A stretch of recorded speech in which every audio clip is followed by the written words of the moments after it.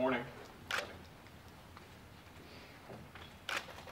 I call this news conference so that I could publicly address some of the personal issues that I acknowledged before Christmas. And before I begin, I want to publicly apologize to my wife, Bobby, and thank her. She's an amazing and wonderful woman who has done nothing to deserve the pain that I have caused her. And it's only because of her love and forgiveness that I'm able to stand here today at all. Bobby is here with me today, but obviously I will be handling this press conference on my own. This situation is entirely my fault, so I cannot ask her to stand up here simply for the purpose of easing my burden. I have prayed and continue to pray for God's forgiveness and grace. I also renew today my apology to the people of Arkansas who have important issues that demand attention rather than distractions of my creation. I want to use this morning to be clear about what I have done wrong, and equally clear about what I have not done wrong. I continue to hear that rumors are swirling about whether some other shoe will drop.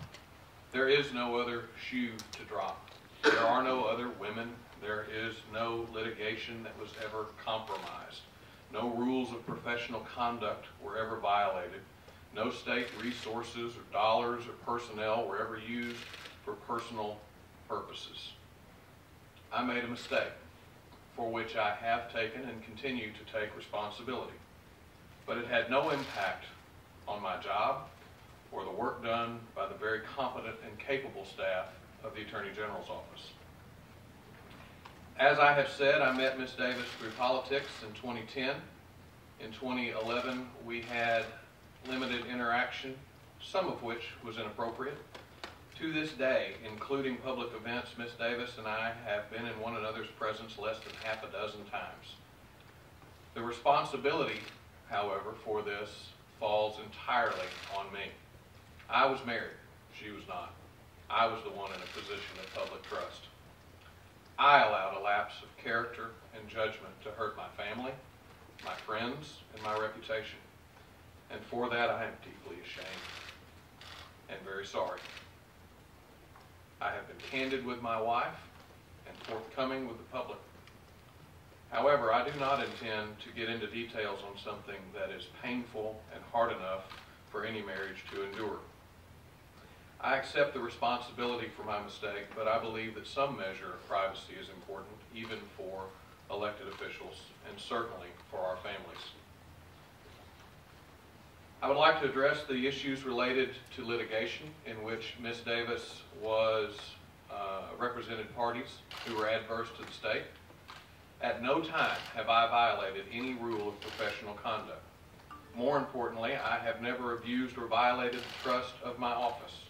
The Attorney General's office record of integrity is impeccable, and that includes matters involving Ms. Davis. The Attorney General's office routinely deals with attorneys from across Arkansas, including Ms. Davis.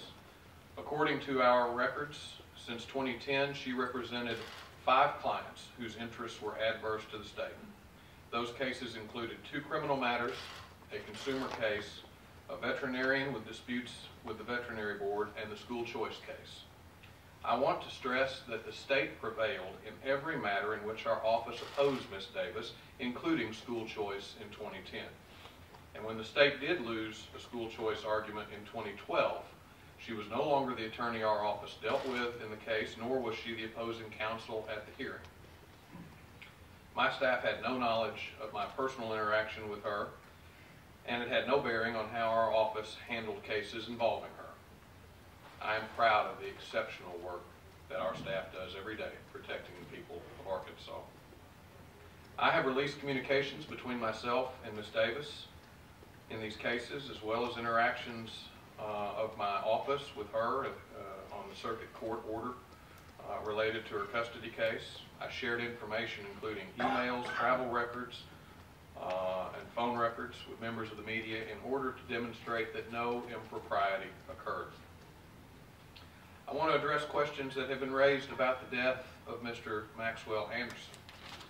First, I have never communicated with Ms. Davis or anyone else about the facts or circumstances surrounding Mr. Anderson's death. I have no knowledge of the status of the investigation. The Attorney General's office has no jurisdiction in the investigation, and I have never communicated with law enforcement about it. In short, I know nothing about it. Lastly, I want to address my candidacy for governor.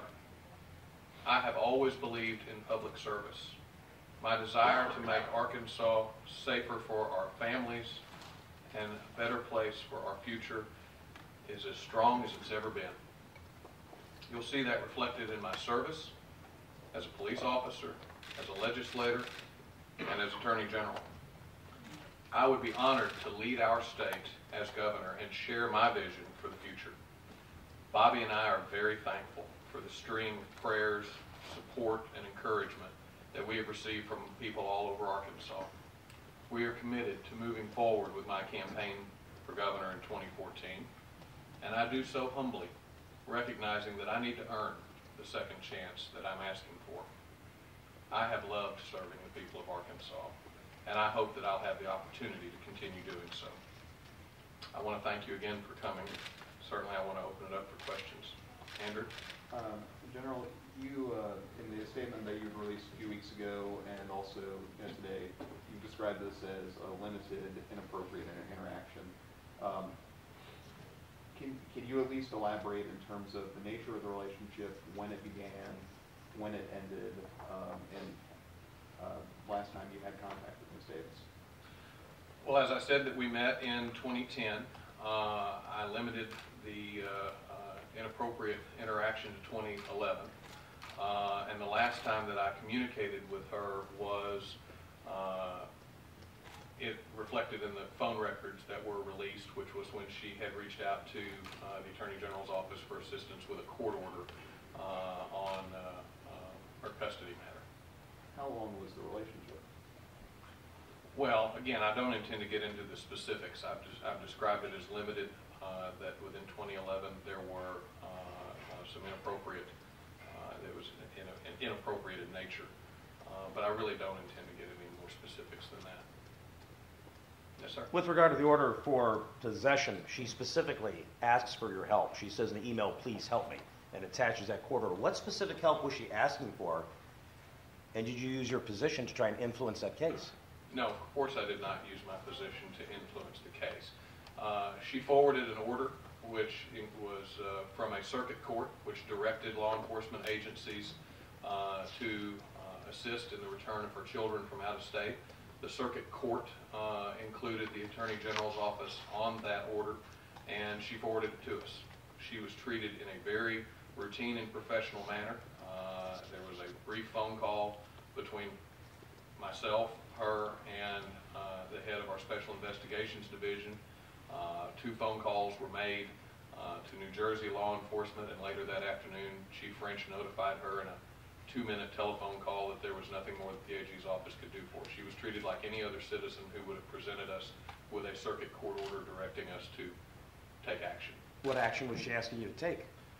Well, I assume that, she wasn't asking us to do anything. She was at the court order directed law enforcement to assist in the return of the kids, but legally that wasn't something we were in a position to assist with. Max? Mr. McDaniel, why did you reveal the relationship at all? Was it because of the state police investigation of that case in Hot Springs that includes her phone records and text messages between you that have not been released? No. There was a request for admission that was filed that included my name. When it was brought to my attention, I was honest with my staff about it and expected that at some point I'd be asked, and I only would have 2 options, which was to be truthful or not. And I, of course, intended to be truthful. And when you asked, I told you. Are you concerned about text messages that might be in that case file in Hot Springs? I don't have any specific recollection of text exchanges, but no.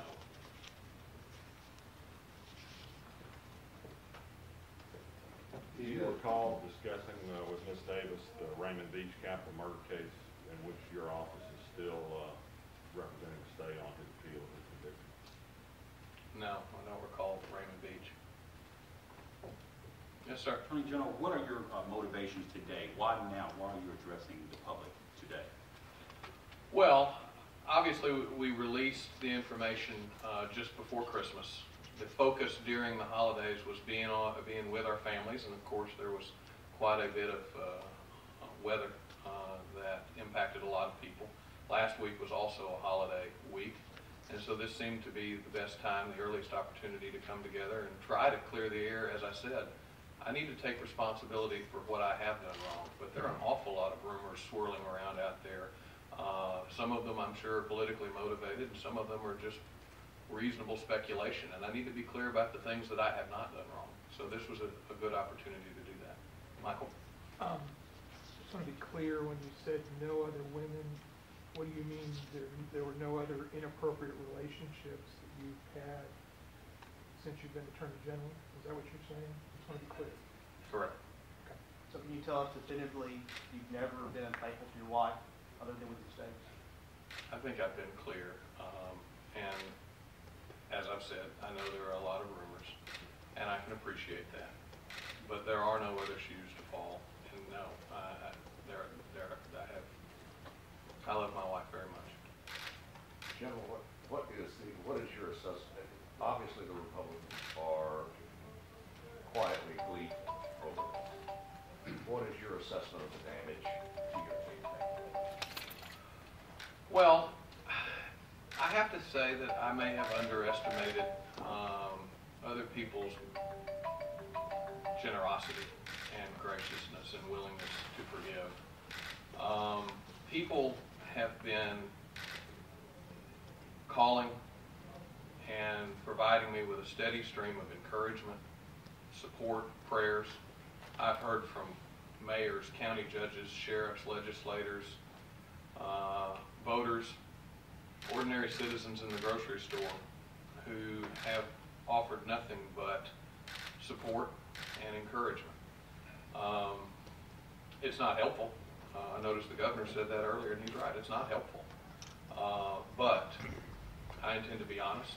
I intend to be forthright. I've been forthcoming with the public, and I intend to move forward.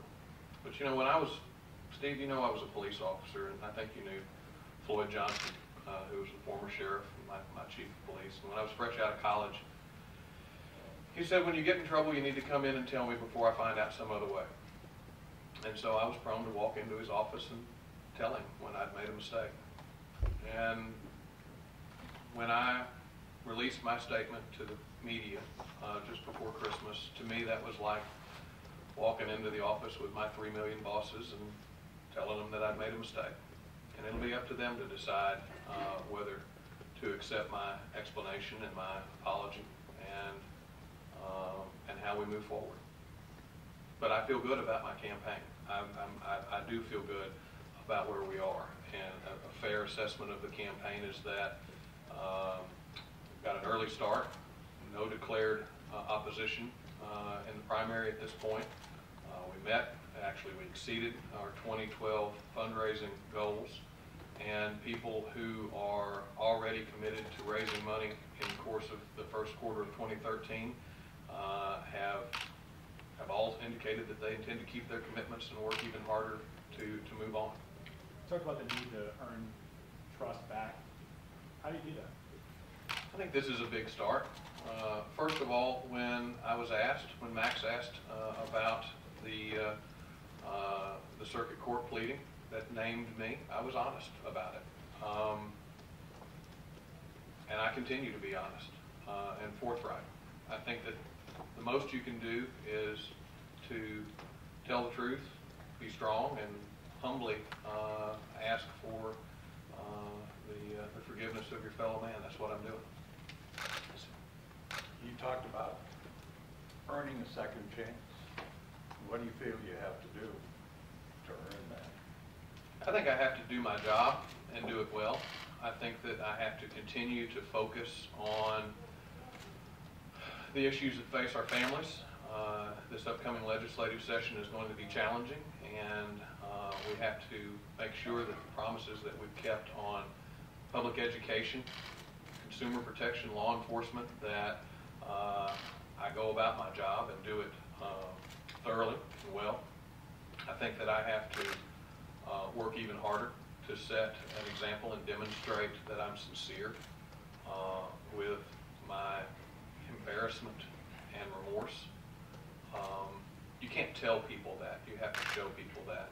And that will be something that will take time. Max? First, I want to correct one thing. The capital murder case in which your office is representing the state is that of Raymond Lee, but that was not Deeks. That was the case in which Andy Davis was the defense counsel. I was curious whether you discussed that case with her. But on the murder case, are you willing to release your private text messages that are now in the hands of state police in that investigation? And secondly, although that you are not involved with the investigation, state police is overseen by a state agency, which your father-in-law is a presiding officer on the state police commission. Does that create a problem? Mr. Fowler is not my father-in-law, and we are of no relation. There is no conflict between myself and the state police. There's no communication between myself and the state police on the homicide investigation. I don't even know the status of that investigation, where it is. And you had another question. Well, I just want to be clear that the case that I asked about whether you discussed it with Andy Davis was Raymond Leach.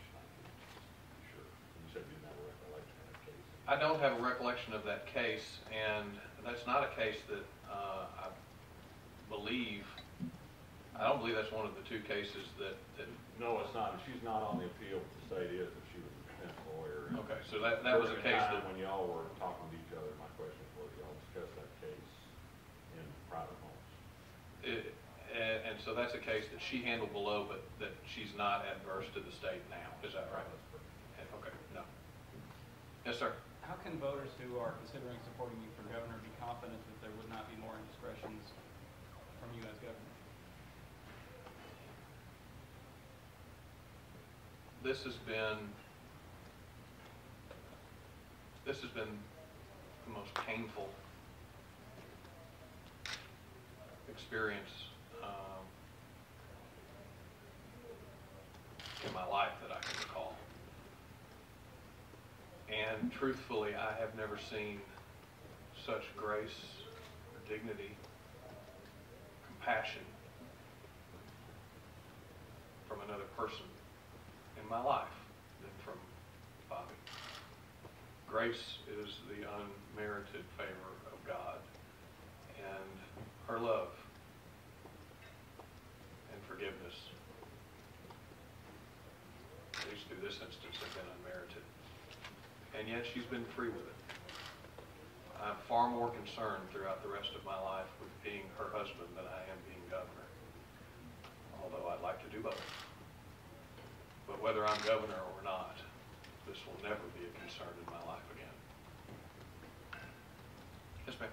This is something that's been asked of many before you, but in your opinion, should the public see your personal life as a factor in your run? There are aspects of my personal life that should remain private. Obviously, everyone has a need to protect their own privacy and the privacy of their spouses and children. Our children are amazing. But your character and your judgment are important for people to know. And I made a mistake and had a lapse in my character and judgment. But no one, save one person, has ever gone without a lapse in character or judgment at some point. And so during these difficult times, I'm trying to demonstrate that also my character is about responsibility and accountability. So they get to see that side of my character as well. Yes, sir. You said Ms. Davis was treated like any other citizen, but would an ordinary citizen be able to call your office up and get, a chance to talk to you for 20 minutes about the custody case?